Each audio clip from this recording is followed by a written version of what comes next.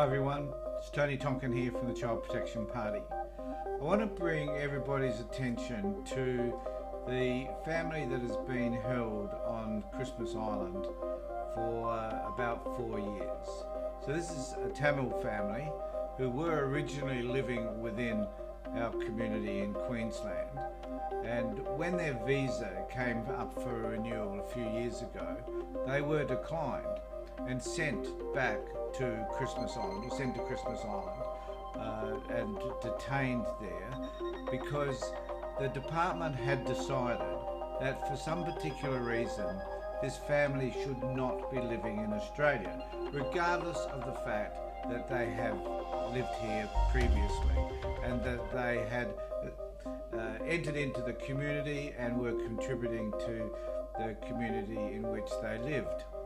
It is sad that the government has chosen to take an attitude which has affected the mental and physical well-being of particularly the two children, the eldest of which now I think is 4 or 5. It has been revealed that one of these children has become quite ill with pneumonia, and on Christmas Island there were not the facilities in order for her to be cared for appropriately, but the department chose not to respond when this child became ill. Here at the Child Protection Party, we're particularly concerned about the well-being of all children. The fact that this government does not consider that this child's well-being should be of paramount importance to them is a concern to us. The child, in fact the family, have not committed a crime. They simply left their country, Sri Lanka, because they felt threatened by some of the forces that are involved politically within that country. We offer a safe haven for people who want to escape harm that may occur to them in their own country. We are a country which are supposed to be humane in our attitude towards helping others and looking after the well-being of those who are not as, I guess, privileged as what we are, or we appear to be.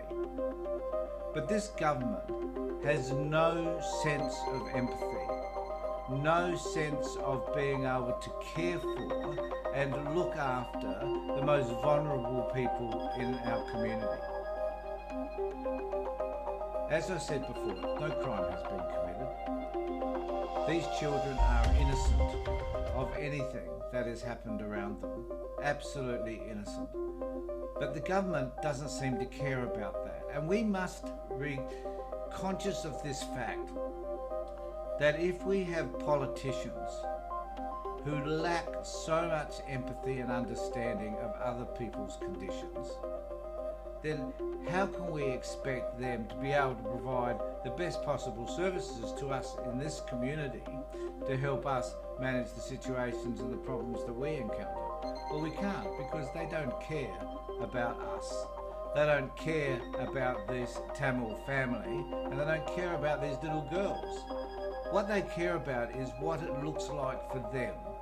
So their own individual egos, the way that they perceive the public will perceive them, that all it focuses on a narcissistic version of who they are. It is wrong.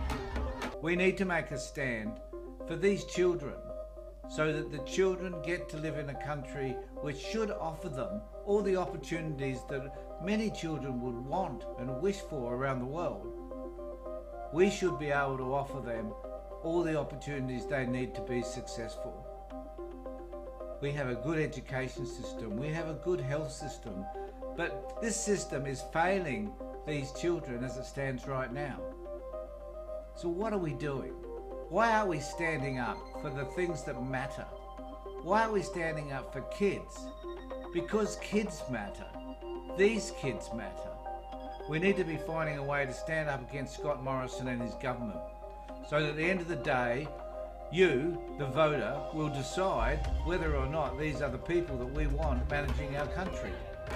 If they are unable to manage the well-being of these children, What chances do we have of thinking that they're going to actually be able to manage our own, those people that live in Australia, our well-being?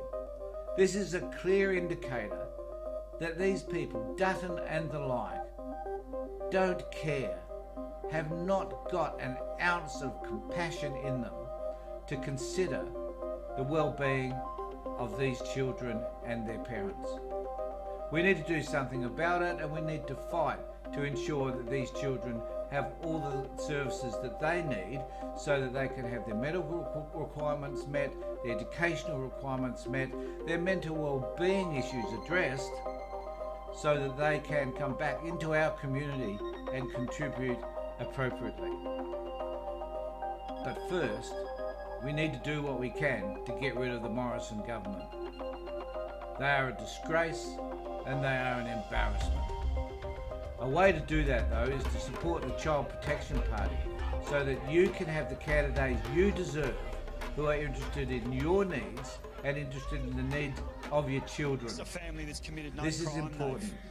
Vote Child Protection Party, because we will make a difference, and we will make sure that every piece of legislation is filtered through the eyes of a child, keeping in mind that it is the children who will grow up to inherit what we left behind.